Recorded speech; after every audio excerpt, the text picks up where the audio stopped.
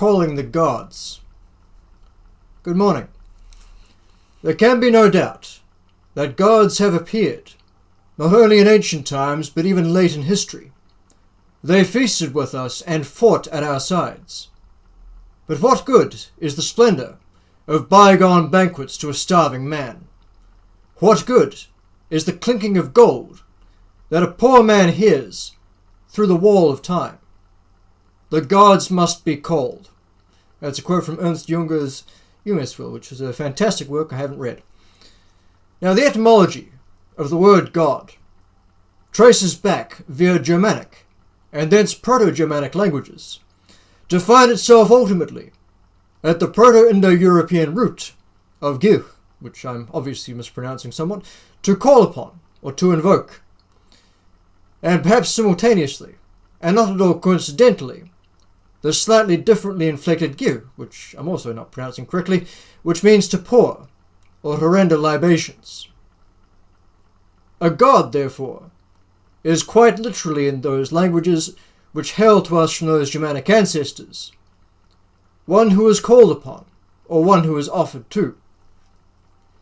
And the Goði, often translated directly as priest, is therefore more precisely a caller, an invoker of the gods, a pourer out of the holy offering libations unto them, which has, incidentally, some incredibly interesting potential imputations for the range of Geat-related ethnonyms of the Nordic-Aryan peoples, particularly given the salience of Hotr as an Odinic theonym, but more upon that, perhaps, some other time. Entirely appropriately, exactly the same formula is replicated in Sanskrit when we are speaking of the priest presiding over such a ritual, a Hotr. Now, the terms for these rituals, Havan and Homa, they likely derive ultimately from the same Goði, Proto-Indo-European particle, referring to the making of an offering, libation, poured into the sacred flame, which stands at the heart of the proceedings. But interestingly, the Sanskrit root itself has come to mean exactly the same as the Germanic derivatives of Proto-Indo-European Goði. That is to say, to call upon, to invoke, and to invite. I hesitate to say to conjure, for that seems somewhat lacking in the desired respect, not least to the invitees, the respondents, thusly invoked. And Hotr itself has also come to have a somewhat more abstract meaning, particularly in certain Upanishadic and other later contexts. It means of the voice, congealed in an area of the throat, about the location of the vocal cords, or perhaps if we are singing, the chords in a different sense, and occasionally conceived of as akin to fire, especially the all-permeating fire itself. This has further implications around the flame tongues of Brihaspati and Lord Agni, as well as, for that matter, for other and more overtly consuming, destructive deities, but another set of stories for another time. So what do we have here? A case, very potentially, of parallel and yet convergent linguistic evolution, in which each of the main Nas-liturgical languages have arrived from overlapping roots at strikingly similar, indeed downright nearly completely coterminous, results in their respective terms for the presiders over a sacrificial rite. Something which is rendered rather more remarkable, given A, the differences in the caste system which both the post-Vedic and Vedic societies developed, i.e. the rather more specialized priestly Varna of Hinduism, specifically identified entirely uncoincidentally as the mouth of society in the Purusha understanding of the Katurvanas, as compared with the Goði, basically being a subset of the Jarl caste of nobles in Nordic society. Indeed, an identified term for a rune carver in migration runic inscriptions is erlas, the Proto-Germanic root for jarl, as well as, of course, the later English earl and other such terms respectively. But second, the differences in baseline terms for divinity in each culture's mytholinguistic corpus, i.e. Hinduism has, along with Latin, gone for a term or terms reflecting a potentially solar, even celestial radiance, and shining, deva, in this case, whereas the Germanic understandings are rather more fractured, to say the least. They include, of course, Tyr, which is a direct correlate for deva, but they also include an array of god terms which don't have quite so much to do with the more commonly encountered ones in Sanskrit, including the arguably more specific meanings around aether and such.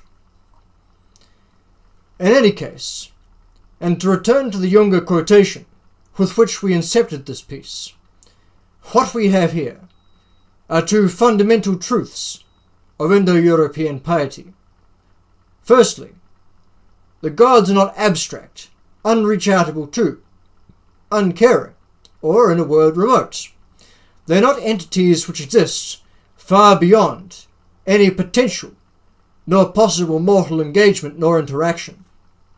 Although, at the same time, and vitally importantly, if our faith is approached in a manner perhaps akin to what is commonly meant by the term cargo cult, wherein a sort of vague belief in something is held as what will eventually, one day, lead to it or their return, then it is no wonder that the gods are thought of by this or that latter-day atheist in a funny hat, as I have taken to terming the sort of person who just seems to want the aesthetics of the mythos, while openly and often quite loudly professing their ardent disbelief that there's anything actually underlying the reality, the mythical or otherwise, there too.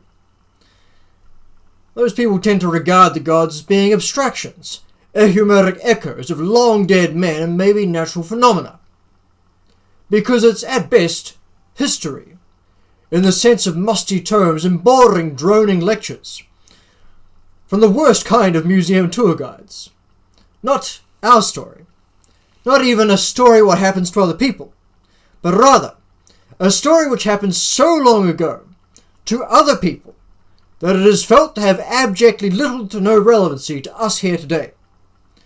Generally, without even inspiring the serious awe which encountering Ozymandias in the desert would induce immediately, before noting the utter, intentional irony in the poetic rendering of the inscription. This leads us naturally on to two, namely, the fact that, having accepted one, we gain the knowledge that there are ways to interact with, to seek to engage, and to call back the gods, although not for the faint of heart, nor the trembling of voice. This is exactly why these two sets of clerical terms, Goðis and Hotrs, preserve the notion of calling out to the divine. And also, funnily enough, in a meta-sociological sense, perhaps why cleric has gone, in modern English, from referring also to a member of the clergy, to receiving its main continued spoken relevancy outside certain RPG games, in the context of clerical labours, i.e. bureaucratic and paperwork. Almost entirely outside even ecclesiastical organisations, let alone with any particular divine goal nor correspondent nor orientation.